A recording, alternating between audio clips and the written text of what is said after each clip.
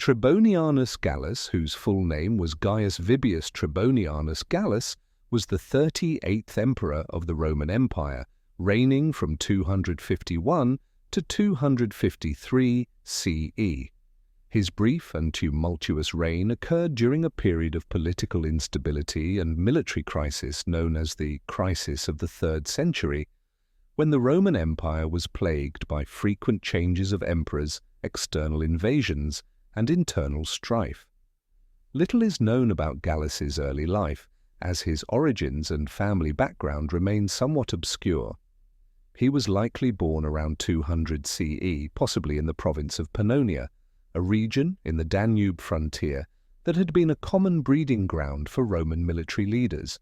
Gallus is believed to have come from an equestrian or senatorial family, which would have allowed him to rise through the ranks of Roman public service.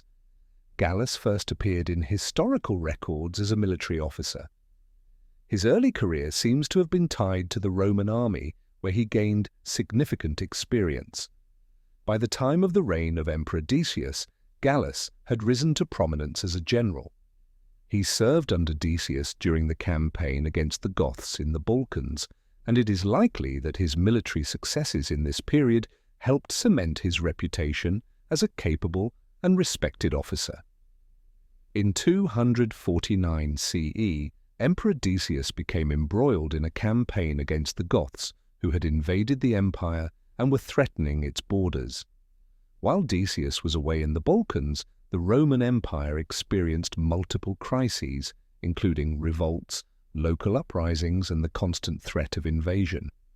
To further complicate matters, Decius's own reign was marked by the need to enforce traditional Roman religious practices, notably launching a campaign of persecuting Christians. Decius met with some success in the early stages of his reign, but in 251 CE, his army was disastrously defeated by the Goths near the Danube River.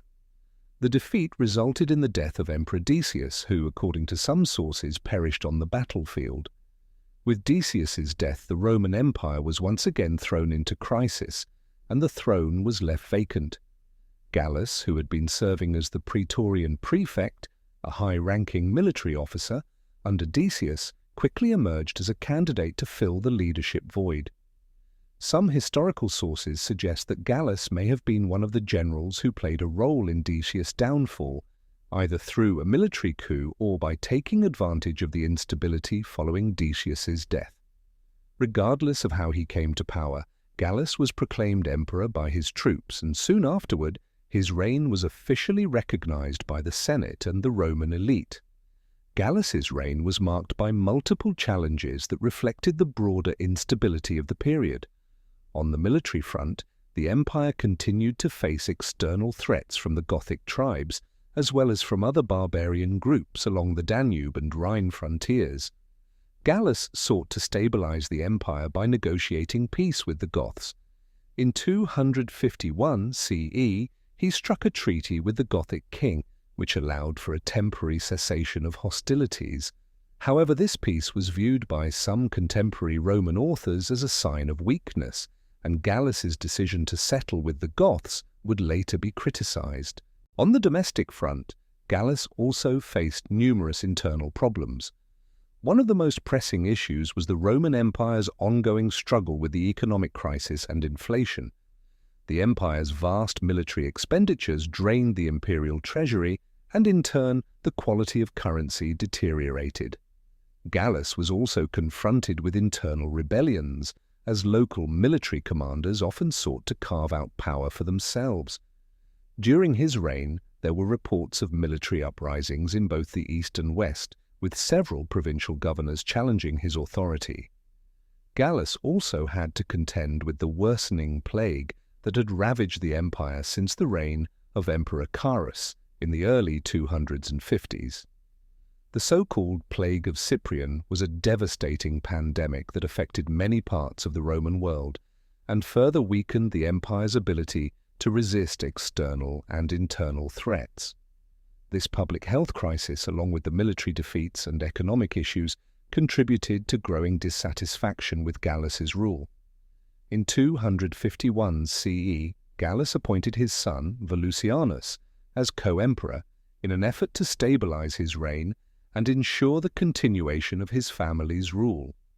Volusianus was given control of the western provinces, and together the two emperors attempted to manage the empire's vast territories.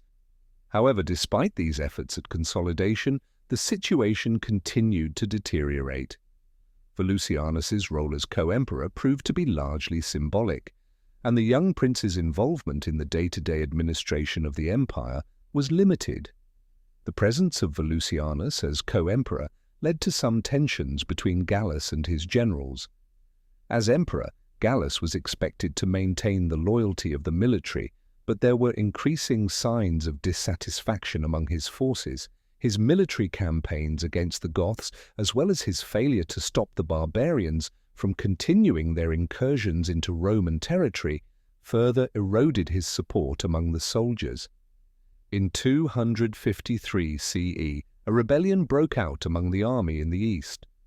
A general named Aemilian, who had been stationed along the Danube frontier, declared himself emperor and quickly gained support from the military.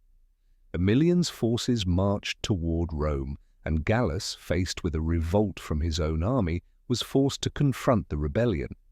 Despite initially attempting to negotiate with the rebels, Gallus ultimately failed to retain the loyalty of his soldiers.